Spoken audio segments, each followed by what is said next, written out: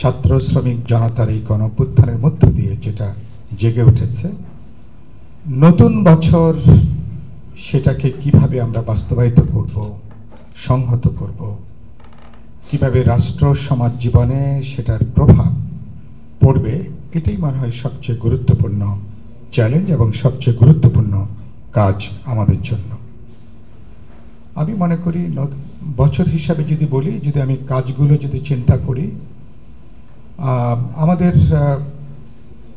যে গণহত্যা সংগঠিত হয়েছে, মুক্তিযুদ্ধের পরে সবচেয়ে বড় যে গণহত্যা সংগঠিত হয়েছে, 16 বছর ধরেই হয়েছে, কিন্তু বিশেষ করে জুলাই আগস্টে তার একটা উপযুক্ত বিচার, তো এটা এবং এই বিচারের কাজকে একটা পর্যায় পর্যন্ত তাকে এগিয়ে নেওয়া বিশ্বাসযোগ্যভাবে, যেটা নিয়ে কোনো প্রশ্ন উঠবে না দেশে বা ইন্টারন্যাশনালি, তো এরকম একটা বিচার কার্যকে এগিয়ে নেওয়া, এটা মনে করি এবছরের একটা গুরুত্বপূর্ণ কাজ। 16 বছর ধরে যে অপরাধগুলো সংগঠিত হয়েছে, 16 বছরের গুম, খুন, হত্যা, সন্ত্রাস, রাষ্ট্রীয় নিপীড়ন হয়েছে, ইস্ট ইন্ডিয়া কোম্পানির মতন আমাদের একটা লুটের বাজারে পরিণত করা হয়েছে দেশটাকে, এগুলোকে মনে করি আইনের আওতায় আনা, বিচারের আইনের আওতায় আনা, এটা জাতি হিসাবে একটা গুরুত্বপূর্ণ জাতীয় কর্তব্য মনে করি এবছরের জন্য। ইতিমধ্যে আলোচিত হয়েছে, দুজন বলেছেন বাজার এখনো পর্যন্ত বেসামাল।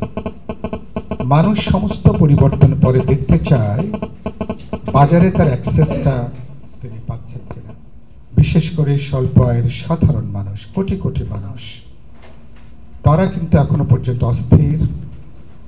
কয়েক কোটি মানুষের খাদ্য গ্রহণ কমে গেছে, কিছু পুষ্টিহীনতা দেখা দিয়েছে, এবং এটা এখনো পর্যন্ত বাজারটা পুরোপুরি স্বল্প আয়ের মানুষের নিয়ন্ত্রণের মধ্যে আসেনি। এটা মনে করি একটা গুরুত্বপূর্ণ কাজ। এবং এখন তো পুরনো সিন্ডিকেটগুলো নেই, তাহলে কেন এখন এত বিশাল সমর্থনের পরে সরকার বাজারটা নিয়ন্ত্রণ করতে পারবে না? যে সমস্ত ভোগ্য পণ্যের বা খাদ্য পণ্যের শুল্ক হ্রাস করা হয়েছে, খুচরা বাজারে কিন্তু তার বিশেষ কোনো প্রভাব নেই।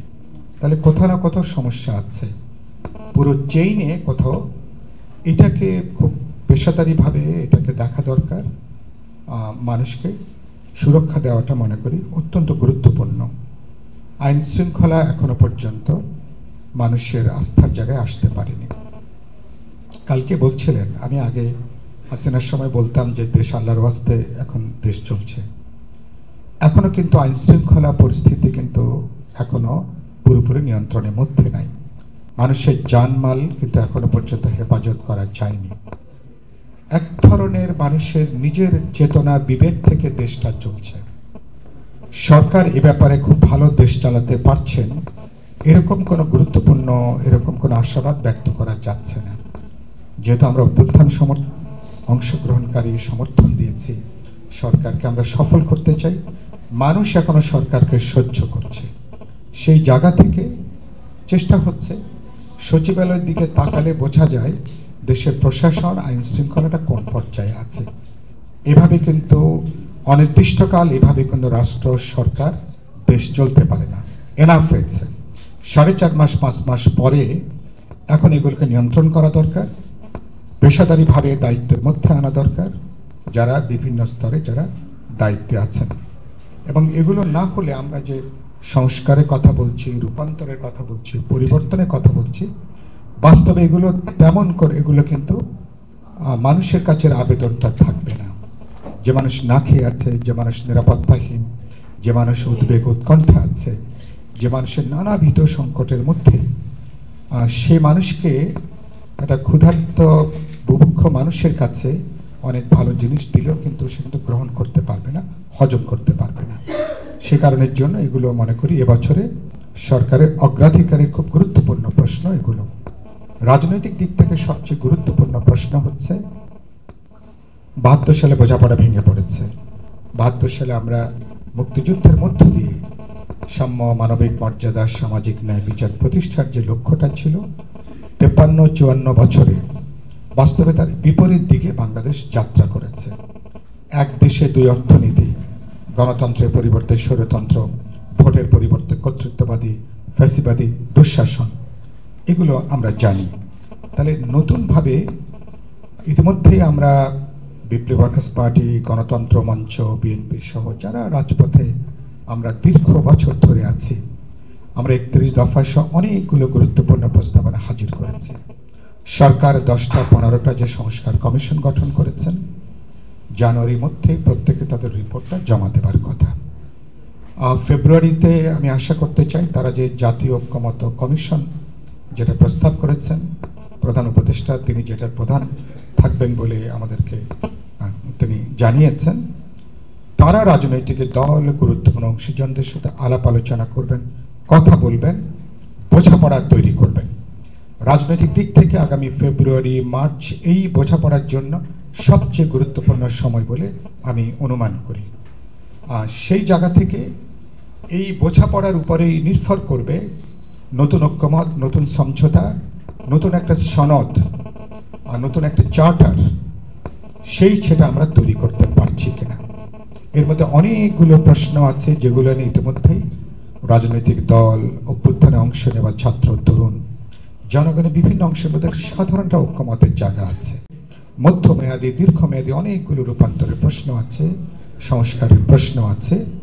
সেগুলো নিয়ে কি হবে? অন্তর্বর্তী সরকার, জাতীয় ঐক্যমত কমিশন এগুলো মিলে একটা বোঝাপড়া তৈরি করবেন। একটা মিডিয়েটর হিসাবে, এক ধরনের সমন্বয়কারী হিসাবে দলগুলোর সঙ্গে আলাপ আলোচনা করে তারা একটা বোঝাপড়া তৈরি করবেন। দাঁড়াবো কোথায়? দাঁড়াবো ন্যূনতম প্রশ্নে যেখানে আমাদের ঐক্যমতের জায়গা আছে, যেখানে সবাই আমরা একমত হতে পারি।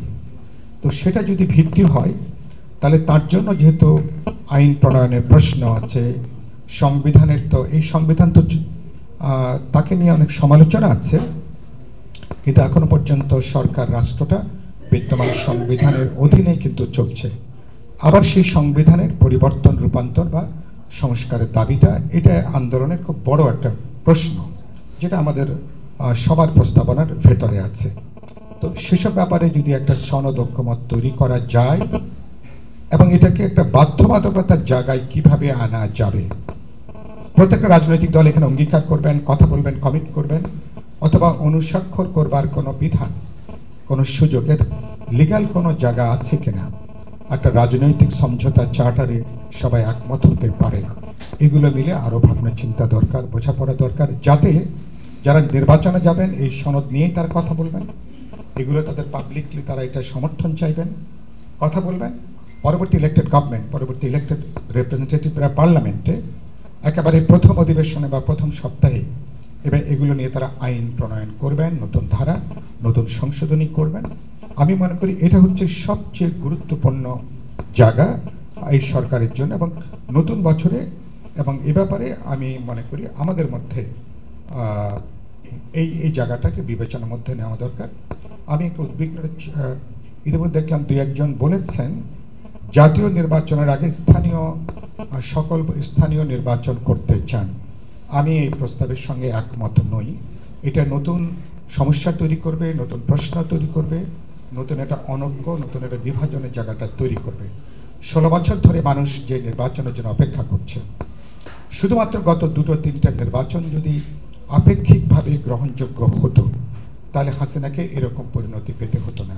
তাহলে আমাদেরকে আরেকটা অভ্যুত্থান করে 2000 ছাত্র, তরুণ, শ্রমিককে প্রাণ দিয়ে আমাদেরকে এরকম একটা সরকার আমাদেরকে তৈরি করতে হতো না। প্রশ্নটা শেষ বিচারের প্রশ্নটা গণতন্ত্রের প্রশ্নটা, ভোটাধিকারের, অবাধ বিশ্বাসযোগ্য নির্বাচনের, প্রতিনিধিত্বমূলক একটা সরকারের। তবে এখানে গুরুত্বপূর্ণ আলোচনা যারা সংখ্যালঘু, যারা পিছিয়ে পড়া মানুষ, মার্জিনালাইজড, অথবা ধরুন ভোটেও যারা তুলনামূলকভাবে দ্বিতীয়, তৃতীয় স্থানে আছেন, তাদের কণ্ঠস্বরটাও কিভাবে প্রতিনিধিত্ব হবে পার্লামেন্ট থেকে শুরু করে সমস্ত পর্যায়ে, এটা ইনক্লুসিভ যদি সমাজ করতে চান, তাহলে এটাও একটা গুরুত্বপূর্ণ একটা আলোচনা। সেগুলো পরবর্তী নিশ্চয়ই আমরা আরও আলোচনা করবো। এগুলোকে বিবেচনার মধ্যে এগুলোকে নেওয়া দরকার।